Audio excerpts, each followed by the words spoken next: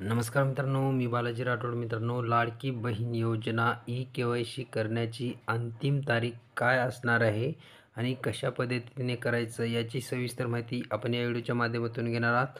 त्यासाठी व्हिडिओ शेवटपर्यंत पहा. आपल्या चॅनलवर पहिल्यांदा झाला असेल तर चॅनलला सबस्क्राईब करून ठेवा. अशाच नवनवीन अपडेट तुम्हाला भेटत जातील. चला तर मित्रांनो, व्हिडिओ सुरू करूया.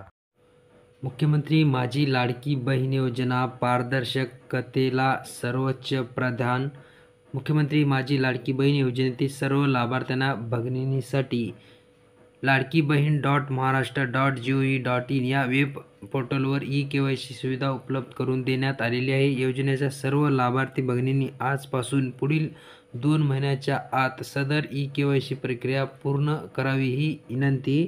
ही प्रक्रिया अतिशय सहज, सोपी व सुलभ असून योजनेमध्ये पारदर्शकता कायम ठेवण्यासाठी पात्र लाभार्थ्यांना नियमित लाभ मिळण्यासाठी सर्वांनी ही प्रक्रिया पूर्ण करावी.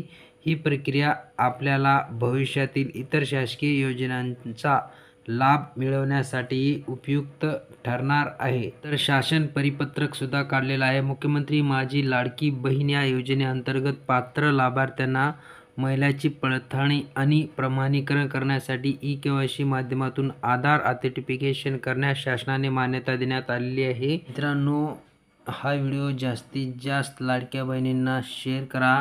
भेटूया पुढच्या व्हिडिओमध्ये नवीन माहितीसह. तोपर्यंत जय हिंद, जय महाराष्ट्र.